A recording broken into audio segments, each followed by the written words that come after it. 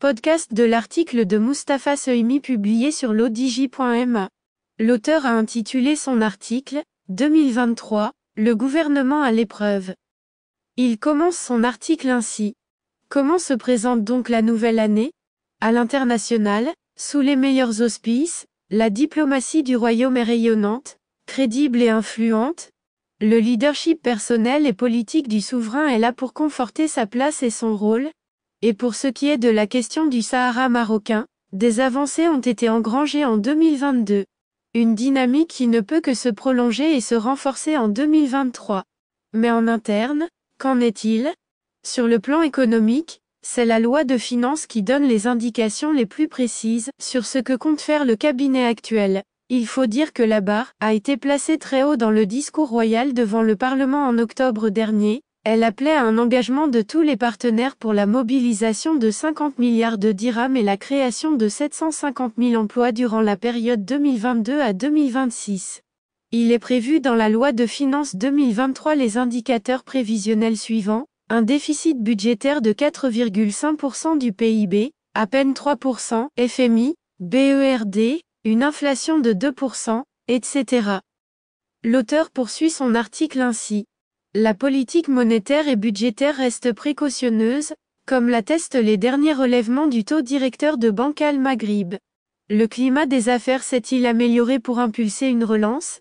La charte de l'investissement a été promulguée et l'on attend ses textes d'application pour les prochains mois. Le fonds Mohamed VI est désormais opérationnel avec son conseil d'administration présidé par Mohamed Ben Shahaboun. Doté de 15 milliards dirhams par la loi de finances, il lui reste à mobiliser 30 autres milliards du côté du secteur privé et d'institutionnels internationaux. À l'ordre du jour, nombreux sont les dossiers et les réformes en instance: dialogue social, stress hydrique, système éducatif, caisse de compensation et ciblage des aides directes, registre social unifié, caisse de retraite, protection sociale et généralisation des allocations familiales, hydrogène vert et énergie renouvelable, digitalisation de l'administration, etc. Il en est deux qui vont mettre à l'épreuve l'exécutif.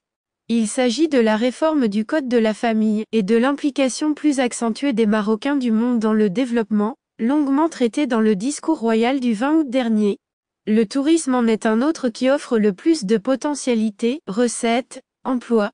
Que compte faire le gouvernement en 2023 pour la réforme de la Moudawana? Il y a 20 mois, dans son discours du trône, Sa Majesté le Roi avait instamment appelé à ce que la femme apporte son plein concours, en prenant une part active à la dynamique de développement. Le souverain avait donné une forte impulsion en la matière avec la réforme de la Moudawana en 2003 et le Code de la famille, ainsi que l'adoption de la Constitution de 2011 consacrant l'égalité hommes-femmes en droits et obligations, et ce, sur la base du principe de parité que l'État doit chercher à atteindre. Or, bien des obstacles existent encore dans la politique de promotion de tous ces droits. Il faut les corriger et les compléter par la refonte de certaines dispositions en vigueur. Réformer la législation, oui, mais aussi s'atteler aux infrastructures. Cet aspect se décline autour de plusieurs secteurs: généralisation des tribunaux de la famille à l'échelle des régions, ressources humaines qualifiées, révision de la carte judiciaire. Le chef du gouvernement, Aziz Akanouche, s'y est engagé, le ministre de la Justice, Abdellatif Ouabi, aussi, la semaine dernière devant le Parlement, de même que le président délégué du Conseil supérieur du pouvoir judiciaire, Mohamed Abdenabaoui, en estimant qu'il est nécessaire d'évaluer l'efficacité des dispositions du Code de la famille à protéger la famille d'une part, et son adaptation au principe de l'égalité et de l'équité contenu dans la Constitution, de l'autre. L'auteur précise ainsi. Avec les Marocains du monde, MDM, voilà un autre grand dossier qui doit être également priorisé en 2023. Il faut le dire tout net, cette question relève encore de l'inachevé. Il a fallu le discours royal du 20 août dernier pour qu'elle soit enfin reclassée au premier rang des réformes à entreprendre. Cette communauté se distingue par plusieurs facteurs: la force du lien patriotique, l'engagement à la défense des intérêts supérieurs du royaume, etc. Le souverain a fixé une vision et un cap, un cadre législatif approprié, des politiques publiques efficientes, un nouveau mécanisme d'implication dans le processus de développement. Elle peut exciper de compétences. 76% des expatriés en Amérique du Nord sont diplômés de l'enseignement supérieur et 49% en Europe. Pour 2022, les transferts des Marocains du monde cartonnent à hauteur de 100 milliards dirhams, mais seul 1,3% de ce montant est destiné à l'investissement productif. Une commission interministérielle présidée par le chef de l'exécutif s'était réunie début septembre pour la mise en œuvre des orientations royales. Des groupes de travail ont été mis sur pied, dont celui coordonné par Mohsin Jazouli, ministre délégué en charge de l'investissement, de la convergence et de l'évaluation des politiques publiques. Il comprend, entre autres, la Confédération générale des entreprises du Maroc avec son président Chakib Alger Othman Benjeloun, Confédération générale des entreprises du Maroc. Mardi 20 décembre 2022, devant la Chambre des conseillers, le ministre des Affaires étrangères, Nasser Bourita, a donné des précisions sur l'avancement de ce dossier. Il est prévu un relevé de propositions pour la fin du mois de février. À suivre, les recommandations contenues dans le rapport du Conseil économique, social et environnemental, rendu public voici une dizaine de jours seulement, seront-elles prises en compte? En tout cas, elles ont le mérite de faire des propositions pouvant être opérationnelles, modalités des contributions au développement, co-construction de liens innovants, représentation et participation politique, création d'un département ministériel dédié rattaché au ministère des Affaires étrangères et transformation de la Fondation Hassan II pour les MRE en établissement public stratégique. L'auteur ajoute ainsi: comment se présente le tourisme national en 2023? Ce secteur va-t-il retrouver la situation qui prévalait en 2019, année de référence significative, compte tenu de la pandémie Covid-19, 2020 à 2021? Cette année-là, l'on avait enregistré 13 millions de touristes et des recettes de 79 milliards dirhams. À fin octobre 2022, les indicateurs sont plutôt encourageants. À commencer par le taux de récupération des touristes par le Maroc, qui est de l'ordre de 80%, la moyenne mondiale tournant autour de 70%. De même, pour les recettes de voyage, leur taux est encore plus élevé avec 106%.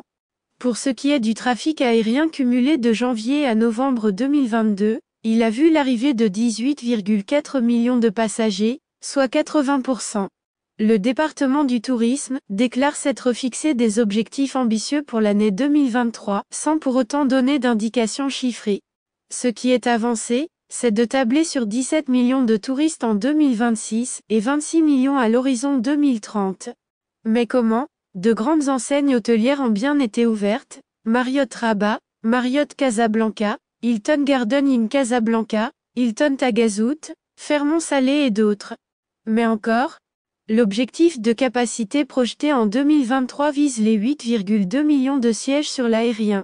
L'ONT indique que la contractualisation avec les partenaires étrangers a permis un taux de reprise de 92% et que l'objectif en 2023 est de 3,9 millions de clients potentiels en plus. Le Royaume a une plus forte visibilité à l'international à la suite du Mondial de Doha et de l'exploit historique des Lions de l'Atlas. La feuille de route de cet office est celle-ci: promouvoir le marché local, premier pourvoyeur de touristes avec un tiers des nuitées, accélérer des dispositifs de promotion et de commercialisation dans les marchés émetteurs. Le redémarrage de l'industrie touristique est bien enclenché aujourd'hui, mais il reste à le conforter durablement. Nul doute qu'il a fallu rebâtir les fondamentaux marketing et commerciaux de la destination en 2022, mais il importe de les reprofiler, compte tenu des mutations du tourisme international. L'auteur conclut son article ainsi. Cela dit, de quels atouts dispose ce gouvernement pour mettre en œuvre en 2023 les réformes annoncées et attendues? Une interrogation qui recouvre plusieurs paramètres: le soutien et la solidarité de sa majorité, le volontarisme politique, les étapes et les priorités durant la législature et un agenda législatif, pas une gestion court-termiste rythmée par les rappels et les orientations royales et la polarisation de revendications sociales. En somme, un exécutif d'action qui dit ce qu'il fait et qui s'emploie à entraîner l'adhésion des citoyens. De la visibilité. De la lisibilité aussi. Et une ferme capacité à porter les réformes. En l'état, cet exécutif est-il armé dans cette perspective? Rédigé par Mustapha Sohimi et lu par l'intelligence artificielle de l'ODJ Media. N'oubliez pas de télécharger notre application l'Odigi Mobile sur Android et iOS, et de vous abonner à notre chaîne YouTube l'Odigi TV, si vous souhaitez être au courant des dernières actualités, podcasts et émissions télévisées.